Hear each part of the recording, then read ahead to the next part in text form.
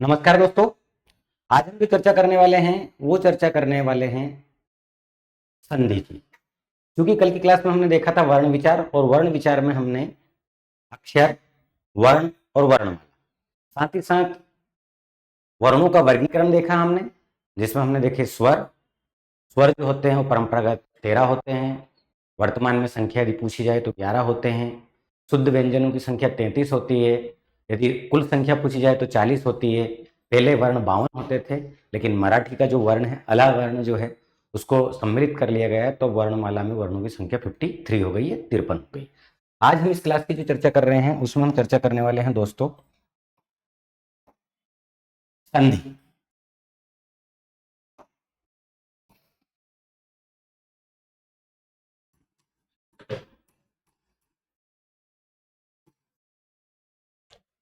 अब दोस्तों ये जो संधि है, यदि इसकी मैं बात करूं तो ये संधि शब्द जो है तत्सम शब्द है। संधि कौन सा शब्द है? तत्सम शब्द है। इसका तद्भव जो है वो होता है सेंध। क्या होता है? सेंध। यानी किसी के घर में जब चोरी हो जाती है तो हम बोलते हैं ना कि अरे दीवार को फोड़ दिया तो सेंध मार दी। तो संधि शब्द तत्सम है, इसका तद्भव होता है सेंध। यदि मैं बात करूं कि संधि जो होता है, इस संधि का अर्थ, संधि शब्द का अर्थ, ध्यान देना, संधि जो शब्द है इसका मूल अर्थ होता है मेल, संयोग, जोड़, समझौता।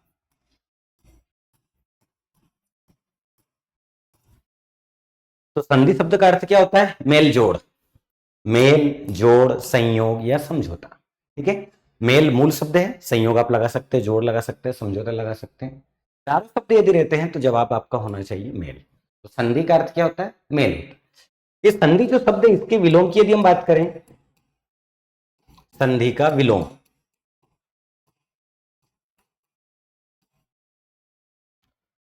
ठीक है, तो ये होता है संधि का विलोम विच्छेद। परिभाषा की बात कर लेते हैं।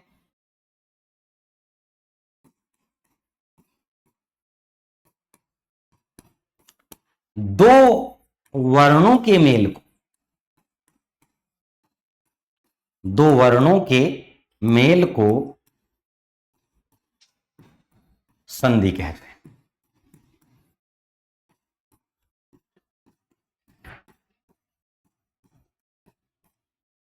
ठीक है, एक बार पुनः ध्यान देना।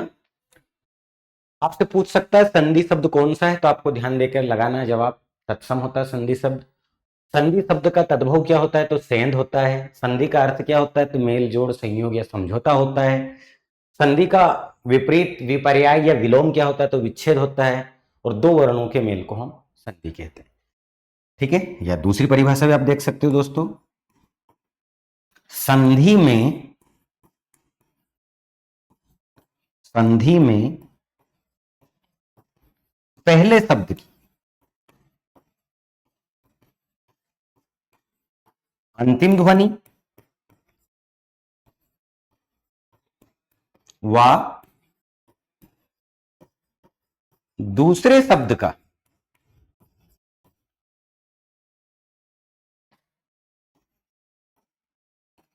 प्रथम वर्ण लिया जाता है।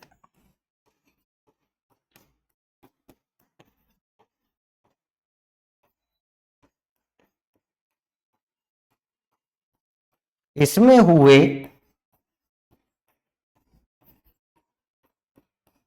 परिवर्तन या विकार को संधि कहते हैं।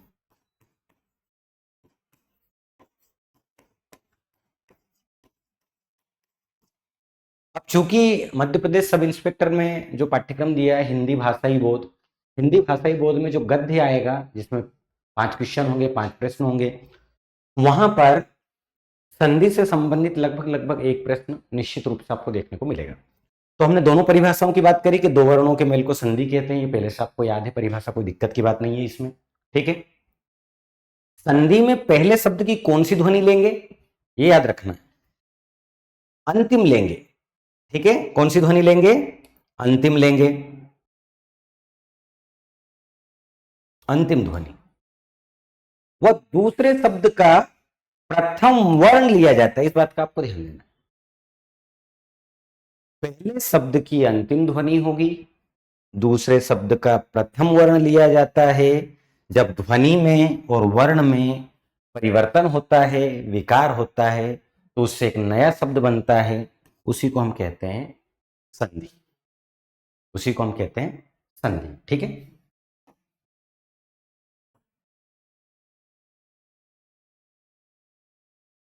बात करते हैं संधि के प्रकार की।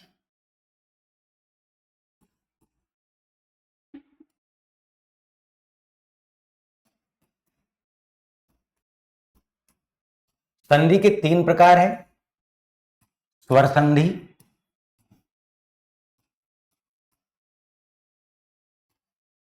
व्यंजन संधि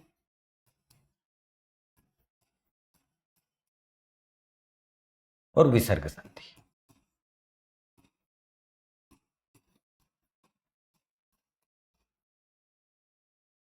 स्वर, व्यंजन और विसर्ग, 3 प्रकार आपको पहले से ही पता है, कोई दिक्कत की बात नहीं है। स्वर संधि की हम परिभाषा की बात कर लें। परिभाषा स्वर संधि की। अब देखिए, स्वर संधि में क्या होता है? 2 स्वर होंगे, दो स्वरों के दो स्वरों के परस्पर, दो स्वर जब आपस में सम्मिलित होंगे, दो स्वरों के परस्पर मेल के कारण एक या दोनों स्वरों में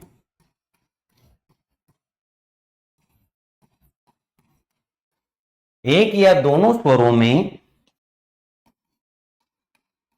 हुए परिवर्तन को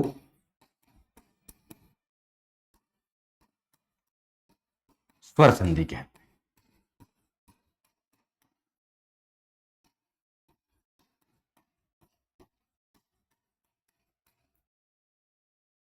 ठीक है, दो स्वरों के परस्पर मेल के कारण, स्वर दो होंगे, उन दोनों में परस्पर मेल के कारण या तो पहले स्वर में या दूसरे स्वर में या दोनों स्वरों में हुए विकार को या परिवर्तन को हम स्वर संधि कहते हैं। स्वर संधि के भी 5 प्रकार होते हैं।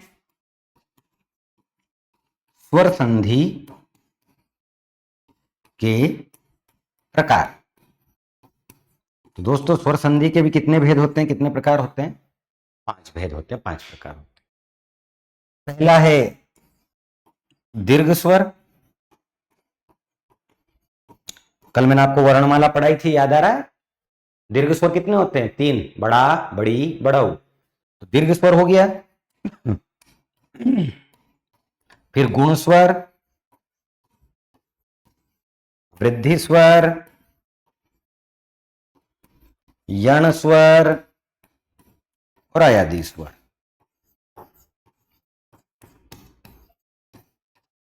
तो स्वर संधि के भी कितने प्रकार है?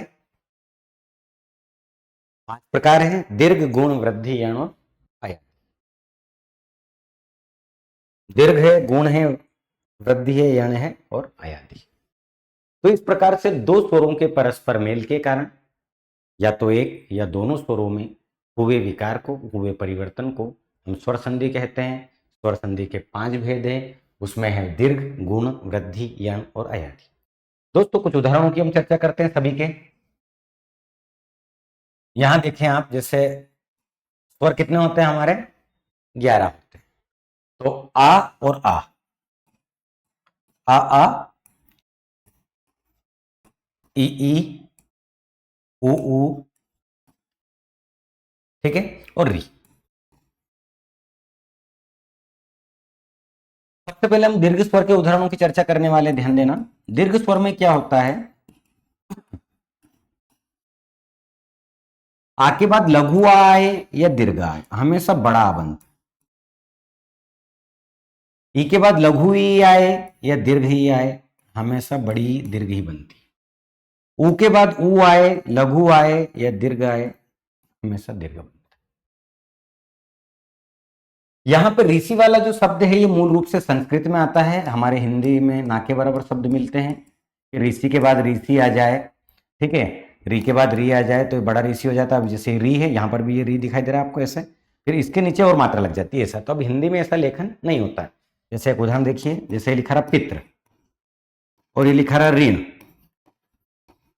तो ये भी ऋषि की मात्रा, पहले शब्द की अंतिम ध्वनि ऋषि की मात्रा, दूसरे शब्द का पहला वर्ण ऋषि की मात्रा, दोनों मिले तो री, तो ये री और उसके नीचे भी री, तो पितृन ऐसा लिखाएगा।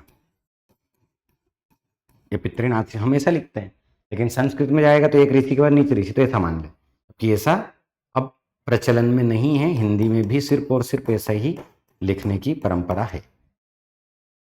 तो आ के बाद आ आए तो बड़ा, ई के बाद ई आए तो बड़ी, ऊ के बाद ऊ आए तो बड़ा ऊ होता है। कुछ उदाहरण देखते हैं हम। जैसे शब्द आप देख रहे हैं,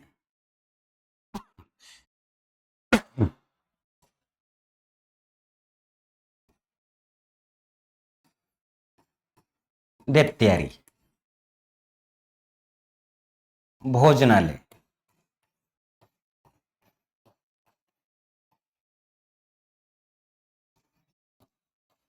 परमादेश। तो यहां पे जो दैत्यारी में या बड़ा है, भोजनालय में ना बड़ा है और परमादेश में आ बड़ा है, यानी कि मां में बड़ा की मात्रा, ना में बड़ा की मात्रा, या में बड़ा की मात्रा। तो जहां पे बड़ा की मात्रा होगी वहां से हम विच्छेद कर देंगे। तो जैसे दैत्यारी लिखा रहा, तो ये दैत्य प्लस आरी। अब हमने क्या कहा था कि पहले शब्द की अंतिम ध्वनि, तो या में से क्या निकाल लिया, आ निकाल लिया। दूसरे शब्द का पहला वर्ण आ निकाल लिया, तो आ और आ मिलकर क्या होगा, बड़ा, क्योंकि आ दोनों लघु आए तब भी दीर्घा बनेगा, दीर्घ और एक लघु आए तब भी दीर्घा बनेगा, एक लघु हो आ और एक दीर्घ हो आ तब भी बड़ा बनेगा, दोनों दीर्घ बड़ा हो तब भी बड़ा बनेगा।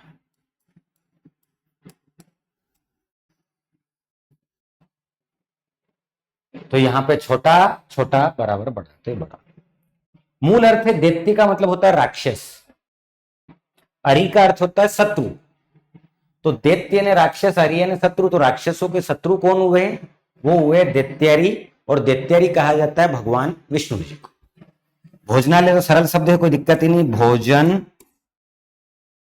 प्लस आले, भोजन प्लस आले, पहले शब्द की कौन सी ध्वनि, अंतिम ध्वनि छोटा, दूसरे शब्द का कौन सा वर्ण, पहला वर्ण बड़ा, और दोनों मिले तो बड़ा,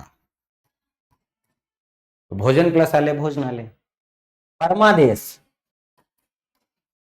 परम प्लस आदेश, परम का अर्थ होता है श्रेष्ठ, परम का अर्थ होता है महान, ठीक है, तो महान आदेश हो या श्रेष्ठ आदेश हो, पहले शब्द की कौन सी ध्वनि, मां में से आ निकाल लो अंतिम ध्वनि, दूसरे शब्द का कौन सा वर्ण, बड़ा, दूसरे शब्द में दोस्तों आपको डायरेक्ट वर्ण दिखाई देंगे और स्वर में, और स्वर संधि में स्वर दिखाई देंगे, ठीक है, तो छोटा बड़ा बराबर बड़ा। तो आ के बाद आ आए तो बड़ा। कुछ उदाहरण और बता देता हूं, रुकिए। जैसे देखें, शब्द है कामारी,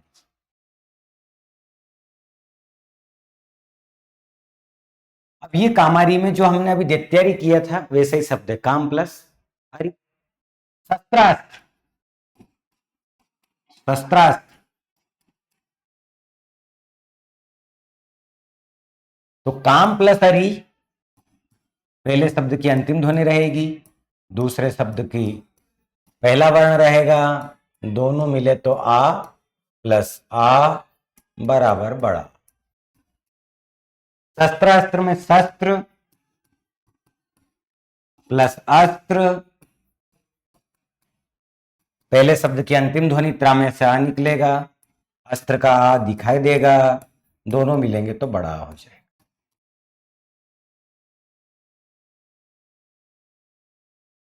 ठीक है।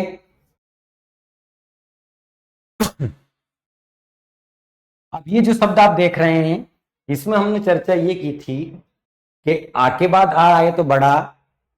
अब दूसरी लाइन क्या बोल रही थी, ई के बाद ई आए तो बड़ी। यानी कि यहां पर भी मैं वो आपसे वही बात कह रहा हूं जो यहां पे मैंने कहा है, ये ई प्लस ई दोनों लघु हो तब भी दीर्घ होगी, बड़ी प्लस छोटी दोनों मिले तब भी बड़ी होगी।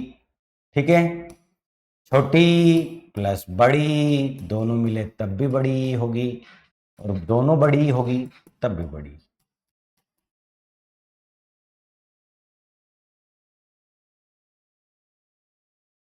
ठीक है, तो ई के बाद ई आए तब बड़ी है। कैसे होगा देखो,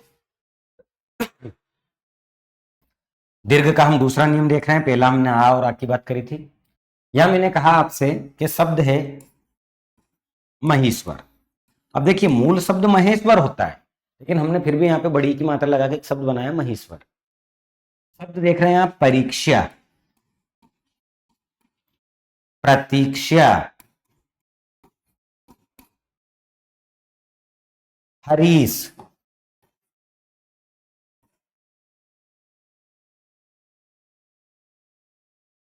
ठीक है। अब महेश्वर, परीक्षा, प्रतीक्षा, हरीश, हरिच्छा, पांच शब्द है। पांचों शब्द पे बड़ी की मात्रा है, तो जहां पे बड़ी की मात्रा लग रही है वहां से हम क्या कर देंगे, विच्छेद कर देंगे। तो मही, अब छोटी की मात्रा नहीं हो सकती, मही का अर्थ होता पृथ्वी। ठीक है, तो मही प्लस ईश्वर, महीश्वर। पहले शब्द की अंतिम ध्वनि बड़ी, दूसरे शब्द का पहला वर्ण बड़ी, दोनों मिले तो बड़ी। तो मही प्लस ईश्वर महीश्वर, और मही का अर्थ क्या होता है, पृथ्वी होता है। ईश्वर तो पता ही है आपको, प्रभु, जगदीश, जनार्दन, ईश। परीक्षा, परी प्लस इक्षा। तो दोस्तों जैसे मही का अर्थ पृथ्वी था, वैसा का वैसे इच्छा शब्द का अर्थ अभिलाषा होता है। क्या होता है, अभिलाषा, आकांक्षा, उत्कंठा।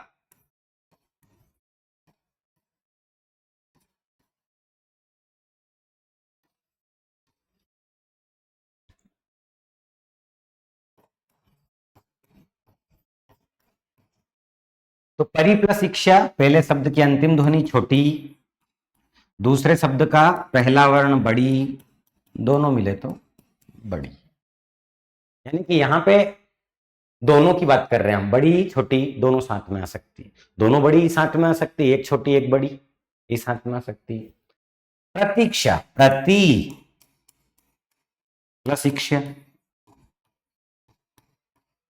पहले शब्द की अंतिम ध्वनि छोटी, दूसरे शब्द का पहला वर्ण बड़ी, दोनों मिले तो बड़ी, तो ये बड़ी की मात्रा दिखाई दे रही है। अब चूंकि मूल शब्द में मही पे बड़ी की मात्रा आती थी, परी, परी और प्रति दोनों ही उपसर्ग, इन दोनों पे छोटी की मात्रा आती, ईश्वर में बड़ी की मात्रा आती, इक्षा में बड़ी की मात्रा आती, हरीश, हरि, अब हरि में देखिए छोटी की मात्रा आती, हरि प्लस ईस, ईस में बड़ी की मात्रा आती। तो पहले शब्द की अंतिम ध्वनि छोटी, दूसरे शब्द का पहला वर्ण बड़ी, दोनों मिले तो बड़ी, तो बड़ी की मात्रा। अब शब्द है हरिच्छा, हरि, हरि पे छोटी की मात्रा, इच्छा पे भी छोटी की मात्रा, दोनों पे छोटी छोटी की मात्रा, तो छोटी छोटी बराबर बड़ी। तो छोटी पहले शब्द की अंतिम ध्वनि, दूसरे शब्द का पहला वर्ण, दोनों मिले तो बड़ी, दोनों बड़ी। तो इस प्रकार से यहां पे क्या होता है, दीर्घ स्वर संधि में बड़ा जैसे होता है वैसे ही बड़ी की मात्रा देखने को आपको मिलेगी। ठीक, जैसे और शब्द ले लीजिए आप, जैसे रवीश, रविंद्र,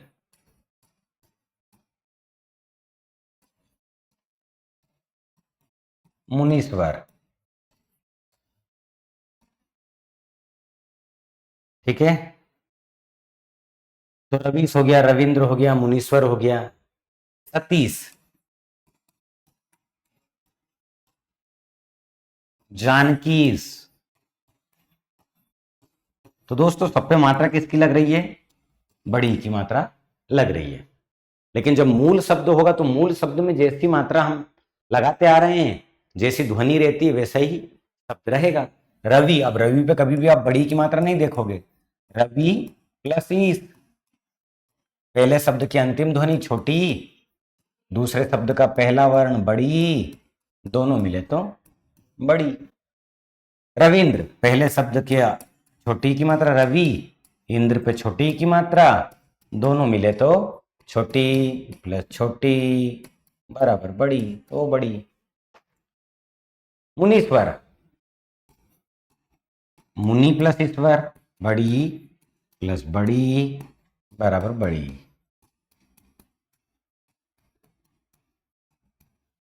सतीश, सती प्लस ईश, दोनों में बड़ी की मात्रा। जानकीस, माता जानकी सीता को बोलते हैं जानकी कीस, जानकीस, बड़ी प्लस बड़ी बराबर बड़ी। तो यहां पे क्या ध्यान देना हमें कि जो मूल शब्द होते हैं ना, उन मूल शब्दों में जैसी मात्रा लगती है वैसी हमें लगाना है, ठीक है। अब जैसे आपके मन में प्रश्न आता होगा कि सर कहीं पर छोटी की मात्रा है, कहीं पर बड़ी की, तो ये कैसे करें? तो ये क्या मूल रूप से ध्वनि के ऊपर होता है, और परंपरागत जो शब्द जैसे लिखा रहे हैं ये ध्वनि होता है, ठीक है। अब जैसे आपने सुना होगा हरि, अब हरि पे छोटी की मात्रा आती है, लेकिन हरि के पीछे हमने ईस लिख दिया, तो छोटी छोटी तो दो ध्वनियां जब मिलती है तो वो ध्वनियां दीर्घ हो जाती। तो दीर्घ में क्या होता है, बड़ी की मात्रा हमें देखने को मिलती है, बड़ी बड़ी सब पे बड़ी, ठीक है। तो दीर्घ स्वर संधि का आ के बाद आ आया तो बड़ा, यह देख चुके हैं। ई के बाद ई आए तो बड़ी ही होता है। अब बात करते हैं ऊ के बाद ऊ आए तो क्या होगा, बड़ा ऊ। तो जैसे मैंने अभी आपको यहाँ 4 लाइनें बताई है, वैसी की वैसी यहाँ पर आ जाएगी, यानी कि ऊ दोनों लघु होंगे तब भी बड़ा ऊ आएगा, दोनों बड़े होंगे, ठीक है, एक बड़ा एक छोटा, तब भी बड़ा ऊ होगा। एक छोटा ऊ आए एक बड़ा ऊ आए तब भी बड़ा ऊ होगा, और दोनों बड़ा ऊ आए तब भी बड़ा ऊ ही होगा, ठीक है।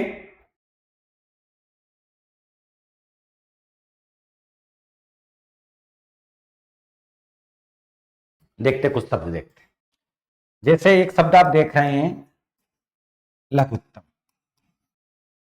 बड़ा ऊ की मात्रा है। लघुत्तम शब्द में किसकी मात्रा, बड़ा ऊ की मात्रा है। आप देख रहे हैं सुक्ति, बड़ा ऊ की मात्रा है। मंजूषा, बड़ा ऊ की मात्रा है, ठीक है।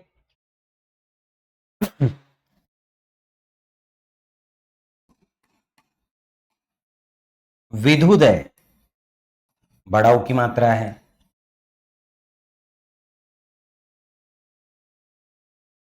तो बड़ा ऊ की जहां पे मात्रा लग रही है वहां से आप उसको क्या करिए, विच्छेद कर दीजिए, वहां से उसे तोड़ दीजिए, विच्छेद कर दीजिए। तो बड़ा ऊ की जो मात्रा है वो मूल मात्रा में बदल जाएगी जैसी मात्रा उस पर लगती है। तो मान लीजिए कि लघु में बड़ा ऊ की मात्रा है क्योंकि उत्तम की ध्वनि लगी हुई है, जबकि हम सिर्फ लघु शब्द लिखते हैं, तो लघु प्लस उत्तम बराबर लघुत्तम। तो पहले शब्द की अंतिम ध्वनि छोटा ऊ, दूसरे शब्द का पहला वर्ण छोटा ऊ, दोनों मिले तो बड़ा ऊ, इसलिए यहाँ पे बड़ा ऊ की मात्रा लग रही है। सब देख रहे हैं आप, सुक्ति, सु यानी सुंदर, उक्ति यानी पंक्ति, तो सुंदर पंक्ति को बोलते हैं सुक्ति, पहले शब्द की अंतिम ध्वनि छोटा ऊ, दूसरे शब्द का पहला वर्ण छोटा ऊ, दोनों मिले तो बड़ा ऊ। मंजूषा। अब मान लीजिए किसी लड़की का नाम मंजू है तो वो छोटा ऊ की मात्रा लगाती है, किसी लड़की का नाम ऊषा है तब भी छोटा ऊ की मात्रा लगाती है, तो छोटा ऊ प्लस छोटा ऊ बराबर बड़ा ऊ। विधु दे, विधु का अर्थ होता है चंद्रमा, विधु विधु यानी चंद्रमा, तो विधु का उदय विधु दे छोटा ऊ प्लस छोटा ऊ बराबर बड़ा ऊ। रघुत्तम, रघु प्लस उत्तम छोटा ऊ प्लस छोटा ऊ बराबर बड़ा ऊ। जैसे मान लीजिए एक शब्द लिख गया मैंने सिंधुर्मी, ये सिंधु सिंधुर्मी सिंधुर्मी, तो सिंधु नदी है और सिंधु में छोटा ऊ की मात्रा, और उर्मी का अर्थ होता है लहर, लहरें, तो सिंधु नदी में चलने वाली लहरों को बोलते हैं सिंधुर्मी। तो छोटा ऊ बड़ा ऊ बराबर बड़ा ऊ, तो छोटा ऊ प्लस बड़ा ऊ बराबर बड़ा ऊ। ठीक है, तो ऐसे शब्द भी आएंगे जिसमें बड़ा ऊ की मात्रा भी लगेगी। तो यहां पे आप जो देख रहे हैं छोटा ऊ कब आता है बड़ा ऊ कब आता है, मूल शब्द पर निर्भर करता है। जैसे मान लीजिए किसी का नाम रघु है, विदु है, मंजू है, उषा है, उदय है, ठीक है, ये मूल संज्ञा शब्द होते हैं जिसमें आप उदय तो आपको पता ही, उदय शब्द ऐसा लिखते हैं, विधु चंद्रमा, मंजू नाम होता है, रघु नाम होता है। अभी हमारे यहाँ तो जो है सिंधु प्रसिद्ध नदी है, सिंधु है, सिंध है, तो यहां पर दोस्तों सब पे बड़ा ऊ की मात्रा आती है, और बड़ा ऊ की मात्रा में जो मूल शब्द होता है उस पर हमें ध्यान देना होता है। यहाँ पे उर्मी का अर्थ लहर होता था इसलिए हमने लहर लिख दिया, उदय का मतलब पता ही है आपको निकलना, उत्तम का पता ही है आपको श्रेष्ठ अच्छा, सु यानी अच्छी, उक्ति यानी पंक्ति, ठीक है, विधु यानी चंद्रमा, रघु भगवान राम को हम बोलते हैं। तो इस प्रकार से ये स्वर संधि के पहले प्रकार दीर्घ स्वर के हमने कुछ उदाहरणों की चर्चा की। अब बात करते हैं हम गुण स्वर। गुण स्वर संधि, दोस्तों गुण स्वर संधि में क्या होता है, ध्यान दें, जैसे अभी हमने स्वर लिखे थे आ ई ऊ री, ए ओ। तो पहले अभी मैंने आपको दीर्घ स्वर में ये बताया था कि आ के बाद आ आए तो बड़ा, ई के बाद ई आए तो बड़ी, ऊ के बाद ऊ आए तो बड़ा ऊ होता है। लेकिन अब मैं आपको पढ़ा रहा हूं गुण स्वर। तो गुण स्वर में क्या होता है कि आ के बाद यदि ई आ जाए तो ए होता है, आ के बाद क्या आ जाए ई आ जाए, यानी कि पहले शब्द में आ आएगा, दूसरे शब्द में ई आएगा तो ए बन जाएगा। फिर आ के बाद यदि ऊ आए, आ के बाद क्या आए ऊ आए तो ओ हो जाता है, फिर पे एक मात्रा। फिर आ के बाद यदि ऋषि आ जाए तो,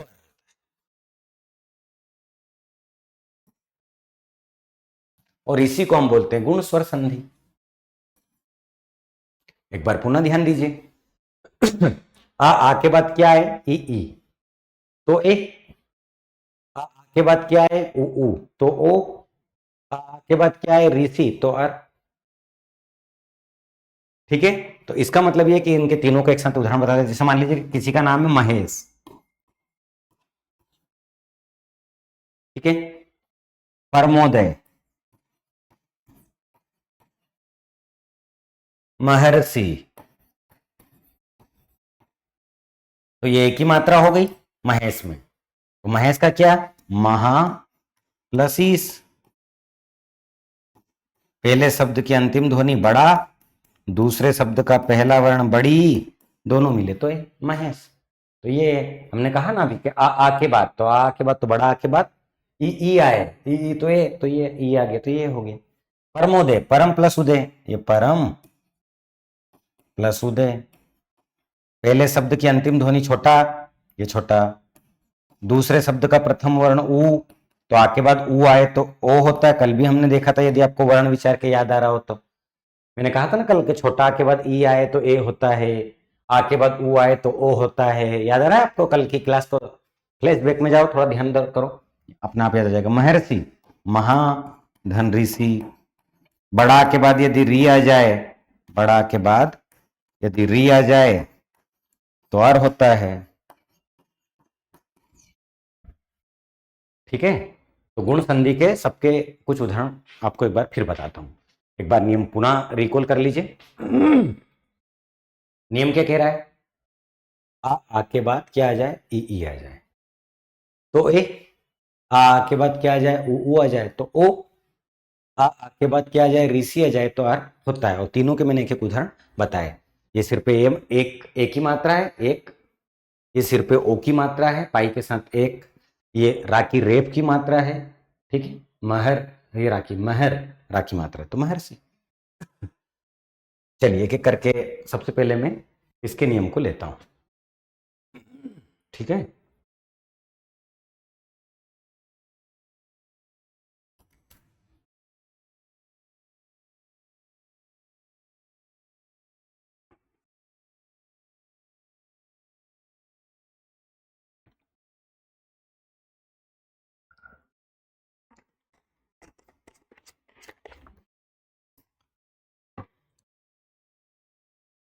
देखो गुण संधि में मैं आपसे कह रहा हूं कि आ के बाद, आ के बाद ई आए तो ए होता है, और ए पे कितनी मात्रा? एक। ये पहला नियम है गुण का। आ के बाद क्या है? ई आए, ये दोनों में से कोई सा भी छोटा आए या बड़ा आए, दूसरे शब्द में छोटी या बड़ी आए तो हमेशा ए होगा, और ए के सिर पे एक मात्रा आप देखेंगे। जैसे दिनेश, रमेश,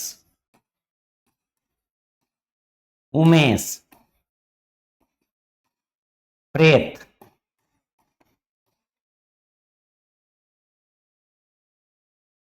तो दिनेश में जब संधि विच्छेद करेंगे तो दीन प्लस ईस, पहले शब्द की कौन सी ध्वनि? अंतिम ध्वनि, तो नामे से आ निकाल लो तो या निकाल लिया। दूसरे शब्द का कौन सा वर्ण? पहला, ये ई निकाल लिया। दोनों मिले तो आ के बाद ई आए तो ए। रमेश, रमा प्लस ईस, पहले शब्द की अंतिम ध्वनि बड़ा, दूसरे शब्द का प्रथम वर्ण बड़ी, दोनों मिले तो ए, तो सिर्फ एक मात्रा है ना। उमेश, उमा प्लस ईस, पहले शब्द की अंतिम ध्वनि बड़ा, दूसरे शब्द का प्रथम वर्ण बड़ी, दोनों मिले तो है। प्रेत, प्रेत में प्रा प्लस ईत, ये प्रत्यय है, ये उपसर्ग है। ठीक है, आ के बाद ई आ गया तो पहले शब्द की अंतिम ध्वनि आ, दूसरे शब्द का प्रथम वर्ण ई, दोनों मिले तो है, तो ये प्रेत, प्रा प्लस ईत। हम बोलते हैं ना, एक शब्द है अतीत। जैसे मान लीजिए कि मैंने आपसे कहा चलो अतीत, ये शब्द है अतीत, अतीत की संधि विच्छेद करो तो बड़ी की मात्रा दिखाई दे रही है ऐसे अतीत में, तो अतीत में बड़ी की मात्रा दिखाई, तो अति प्लस ईत, छोटी छोटी बराबर बड़ी, यानी कि दीर्घ संधि का ये शब्द था अतीत। वैसा का वैसे यहाँ पे क्या है? प्रेत, तो ये ईत छोटी की मात्रा आती है। ठीक है, तो दिनेश है, रमेश है, उमेश है, प्रेत है।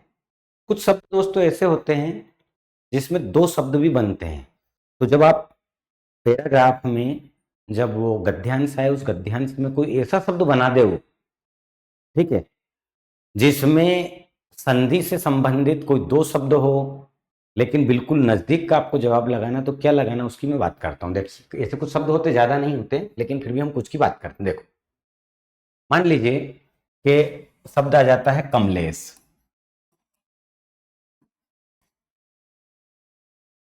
ठीक है, शब्द आ जाता है पुष्पेंद्र, शब्द आ जाता है राजेश, शब्द आ जाता है राजेंद्र, ठीक है। तो यहां पे क्या होता है, जैसे कमलेश, अब मान लीजिए कमलेश का संधि विच्छेद हम करेंगे तो लड़की का नाम कमला भी होता है, तो कमला प्लस ईस, और लड़के का नाम कमल होता है, तो कमल प्लस ईस। अब चूंकि हम जो परीक्षा दे रहे हैं वो वैकल्पिक है, तो हमारे पास कमला आ जाए और कमल आ जाए, दोनों एक साथ आ जाए मान लीजिए, और यदि वो विकल्प सी ना दे कि ए और बी दोनों सही है, ये दोनों सही है, ए भी सही है, बी भी सही है, लेकिन आपको लगाना एक हो, उसमें ऐसा विकल्प ना दिया हो, तो यहां पे बड़ा प्लस बड़ी बराबर ए, छोटा बड़ी बराबर ए, तो दोनों सही है, लेकिन आप लगाओगे कमला। वैसा का वैसे यहां पे देखो, पुष्पेंद्र, पुष्पा प्लस इंद्र और पुष्प प्लस इंद्र। अब पुष्पा चूंकि स्त्रीलिंग है, यहां जैसे कमला था, यहां पे पुष्पा है। अब किसी लड़के का नाम राजा होता है और किसी लड़के का नाम राज होता है, अब दोनों सही हुई है, तो राज भी होता है राजा भी होता है, ठीक है। किसी लड़के का नाम राजेंद्र में राजा प्लस इंद्र होगा, किसी में राज प्लस इंद्र होगा। तो ऐसे शब्दों में जब दो विकल्प समान हो, दोनों सही हो, और सी जवाब न रहे कि ए और बी दोनों सही है, तब आप यहाँ पे कमला, यहाँ पे पुष्पा, यहाँ पे राजा, यहाँ पे राजा शब्द को जवाब में सही लगाओगे। कमल प्लस ईस, पुष्प प्लस इंद्र, राज प्लस ईस, राज प्लस इंद्र, ये गलत नहीं है जब तक कि विकल्प में सी ना दे कि ए भी सही है बी भी सही है, ठीक है। क्योंकि यहाँ पे कमला हो कि उमा हो कि रमा हो कि पुष्पा हो, ये देवियों के नाम है, ठीक है। ऐसे ही एक शब्द आया था पहले, मान लीजिए किसी लड़के का नाम राकेश, ये शब्द पहले पूछ लिया गया है परीक्षा में, चाहे तो आप इस पर 5 स्टार लगा सकते हैं। तो यहां पे राका होगा, राक नहीं होगा, याद रखना इस बात, राका प्लस ईस्ट राकेश, क्योंकि राका का अर्थ चंद्रमा होता है, तो राका का अर्थ के कारण यह राक ना लेकर के लिया, राका लिया। तो जैसे यहाँ पे राजा है पुष्पा है, वैसा कैसे यहाँ पे राक ना होकर राका होगा। जैसे एक शब्द आप और देख लीजिए रमेश, अब भाई रमेश में रम नहीं होगा, रमा प्लस ईस होगा, रम नहीं होगा, ठीक है ना। तो रमा देवी का नाम है, उमा देवी का नाम है, कमला देवी का नाम है, ठीक। तो इस प्रकार के शब्द भी परीक्षाओं में कभी कभी पूछे जाते हैं। अब चाहे नरेंद्र हो, महेंद्र हो, पुष्पेंद्र हो, देवेंद्र हो, सत्येंद्र हो, नरेश हो, जिनके सिर पे एक एक मात्रा रहती है ना, वो सारे शब्द गुण स्वर संधि के उदाहरण होते हैं, ठीक। ये मैंने आ के बाद ई आए तो ए होता है, इसके कुछ उदाहरण मैंने आपको समझाने का प्रयास किया। अब दूसरी लाइन क्या बोल रही थी, यहां कह रही थी गुण संधि की दूसरी लाइन थी कि आ के बाद यदि उ आ जाए, क्या आ जाए, आ के बाद उ आ जाए तो ओ होता है, यानी कि महोदय परमोदय वाले शब्द। देखते कैसे,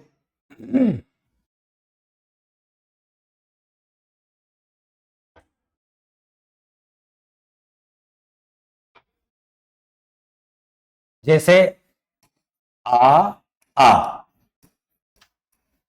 के बाद उ आ जाए, अब उ लघु भी हो सकता है दीर्घ भी हो सकता है, तो आ के बाद उ आए तो ओ होता है। सिर पे कितनी मात्रा? एक। किसके साथ? पाई के साथ। ये जो खड़ी लाइन है ना, इसको पाई बोलते हैं। अंग्रेजी में इसको फुल स्टॉप बोलेंगे, वैसे वैसे हिंदी में इसको विराम चिन्ह में पूर्ण विराम बोलेंगे, और छंद के लिए इसको पाई कहा जाता है। तो जैसे शब्द है परमोदय, सूर्योदय, चंद्रोदय, नवोड़ा।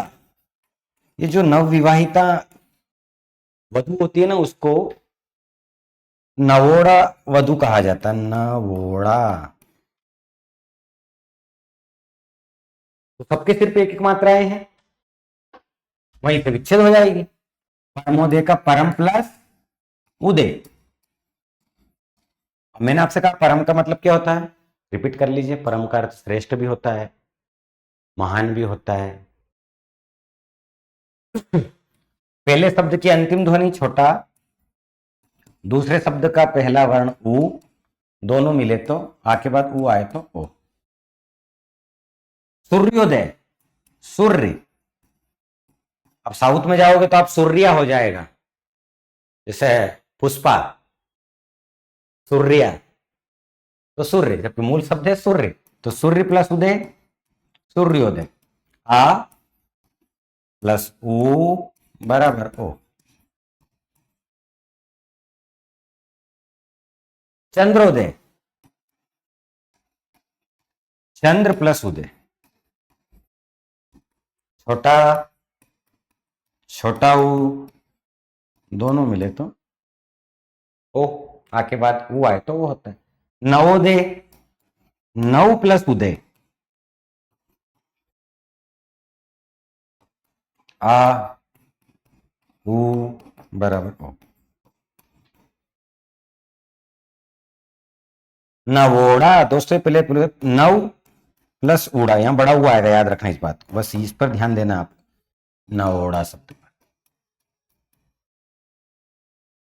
नव विवाहिता नायिका को हम बोलते हैं, ठीक है। आ प्लस उ बराबर, ठीक है।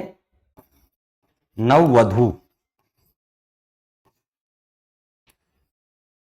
इसका अभी अभी विवाह हुआ, उसको बोलते हैं, ठीक है। तो इस प्रकार से आ के बाद उ आए तो ओ हो जाता है, सिर पे एक मात्रा होती है, किसके साथ? पाई के साथ।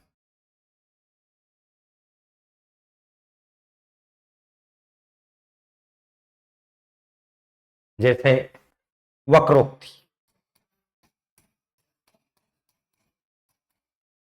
अन्योक्ति,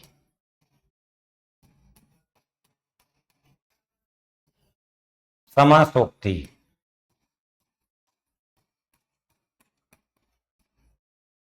लोकोक्ति, होते हैं ना शब्द, काफी प्रचलन में होंगे, आपको याद भी होंगे।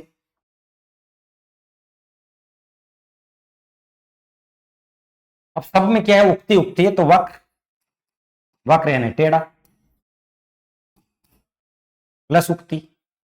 अन्य, अन्य यानी दूसरा, अन्य प्लस उक्ति। समास, समास का अर्थ होता है संक्षेप, प्लस उक्ति। लोक, लोक यानी जन। सबका क्या होगा?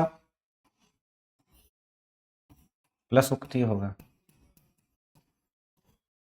ठीक है ना। तो वक्र प्लस उक्ति वक्रोक्ति, अन्य प्लस उक्ति अन्योक्ति, समास प्लस उक्ति समासोक्ति, लोक प्लस उक्ति लोकोक्ति। तो इस प्रकार से आके बाद वो आ जाए तो ओ होता है,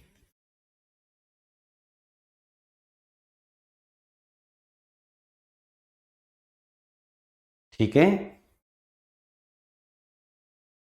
चलिए अब गुण संधि का तीसरा नियम क्या कह रहा था?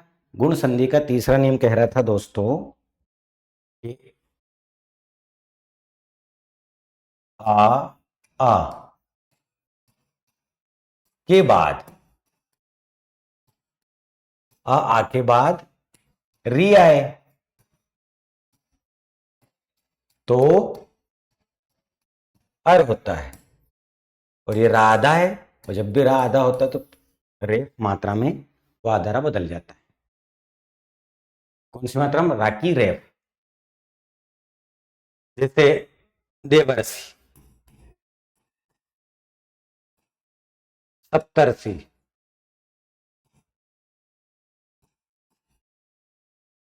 राजर्षि, भरत ऋषभ,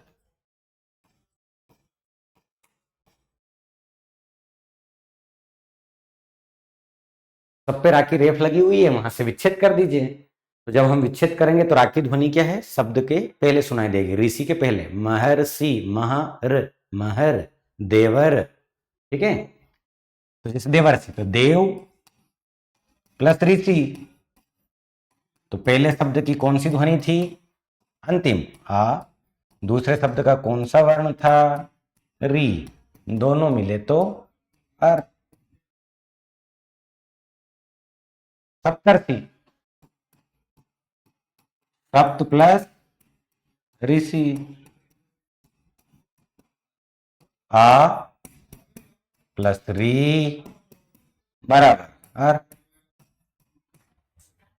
राजर्षि, अब देखिए राजर्षि में यदि हम बात करेंगे यहाँ पे, तो अधिकांशतः राजाओं के पुत्र ऋषि बने हैं, तो राज प्लस ऋषि राजर्षि, राजा प्लस ऋषि राजर्षि। ठीक है, राजा। अब दोनों में मैंने कहा आपसे कि ए और बी दोनों विकल्प रहे और कौन सा सही है, तो राज भी है, राजा भी है, और सी दे दे तो आपको सी जवाब लगाना।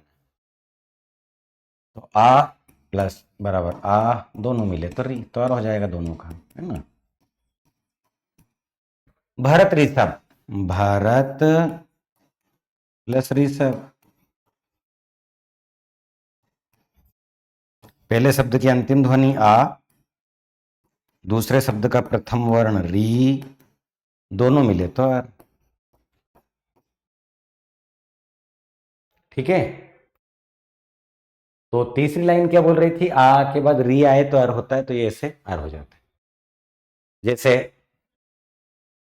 मान लीजिए कि शब्द ऐसे आते हैं, वर्षार्थ,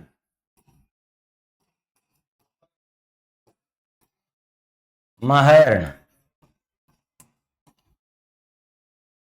अब देखिए जहां पे आप राखी रेप लग रही है उससे पहले आप पढ़ोगे ना उसको, महर्ण, वर्षार्तु, वर्षार्तु। तो वर्षा, ये वर्षा अपने आप दिखाई देती है ऐसे, ये राखी रेप को यहां ला दीजिए तो ऋतु। महर्ण, महा प्लस ऋण, इस राखी रेप को यहां ला दीजिए। ठीक है ना।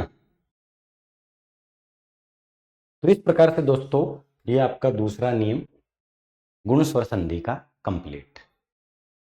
तीसरा क्या बोल रहा है, ध्यान दे वापस। तीसरा नियम बोल रहा था वृद्धि स्वर मात्राओं में क्या हो जाएगी? वृद्धि होगी। अभी तक मात्राएं कितनी चढ़ रही थी?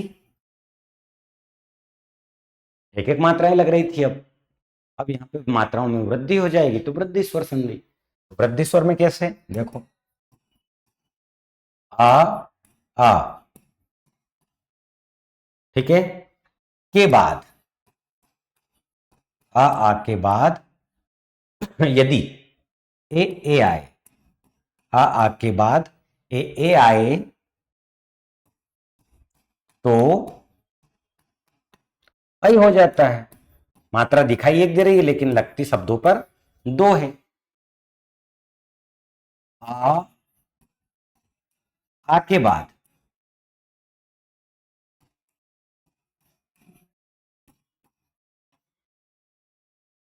ओ आए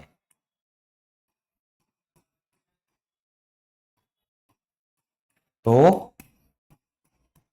औ हो जाता है। मात्रा दो लेकिन किसके साथ? पाई के साथ। ये इसका दूसरा नियम है। ठीक, और इसमें क्या होगा कि मात्रा सब जगह दो दो चढ़ रही है तो वृद्धि मात्राओं में क्या, पहले गुण में हमने देखा तो एक एक मात्राएं थी, वृद्धि में क्या हो जाएगा? मात्राओं में वृद्धि हो जाएगी। ठीक है, जैसे देखो वृद्धि स्वर के कुछ उदाहरण लेते हैं हम।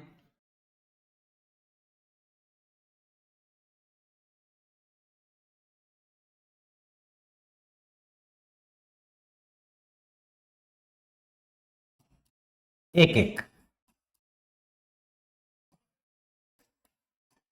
मत एक, सदैव,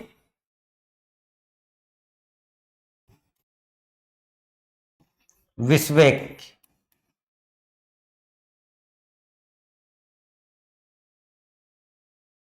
यथेव। अब सबके सिर पे मात्राएं कितनी लग रही है? सबके सिर पे मात्राएं लग रही है दो दो। पहले कितनी थी? एक एक, तो एक एक मात्रा जब थी तो गुण है। अब दो दो हो गई तो मात्राओं में क्या हो गई? वृद्धि हो गई। तो वृद्धि स्वर संधि के उदाहरण, एक एक प्लस एक। अब याद करो, पहले शब्द की कौन सी ध्वनि? अंतिम। ये कामेशा निकाल लिया। दूसरे शब्द का कौन सा वर्ण? पहला।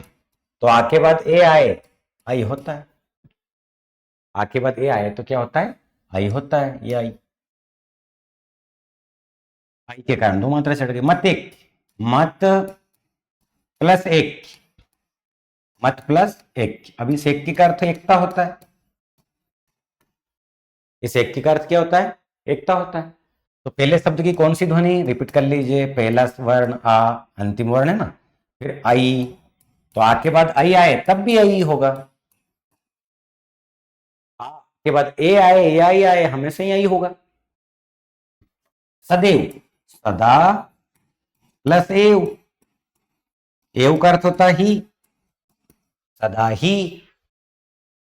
तो पहले शब्द की अंतिम ध्वनि बड़ा, दूसरे शब्द का प्रथम वर्ण ए, दोनों मिले तो आई। दोनों मिले तो क्या? आई। विश्वेक, विश्व की एकता, विश्व प्लस एक। एक की कार मैंने अभी बता ही दिया है, ये ऊपर लिखा रहा एकता। आ आई बराबर आई। यथेव, यथा यानी कि जैसा है वैसा, यथा प्लस है, जैसा है वैसा ही। बड़ा ए, दोनों मिले तो आई। तो इसमें क्या होता है दोस्तों कि जो मात्राएं होती है उस मात्राओं से ही हमें शब्द का पता चल जाएगा कि कौन सा शब्द रहेगा। ठीक है, तो इस प्रकार से आज तक अभी हमने दीर्घ स्वर, गुण स्वर और वृद्धि स्वर के एक नियम की चर्चा अभी तक हमने की है। ठीक है दोस्तों, कल हम क्या करेंगे? वृद्धि स्वर संधि के पहले नियम को, दूसरे नियम को देखेंगे, साथ ही साथ यण स्वर संधि, आयादी स्वर संधि, साथ ही साथ व्यंजन संधि के कुछ नियमों की चर्चा कल हम इसी समय पर कर लेंगे। ठीक है, अपना ख्याल रखिएगा। मुलाकात करते हैं कल। जय हिंद, जय भारत, धन्यवाद।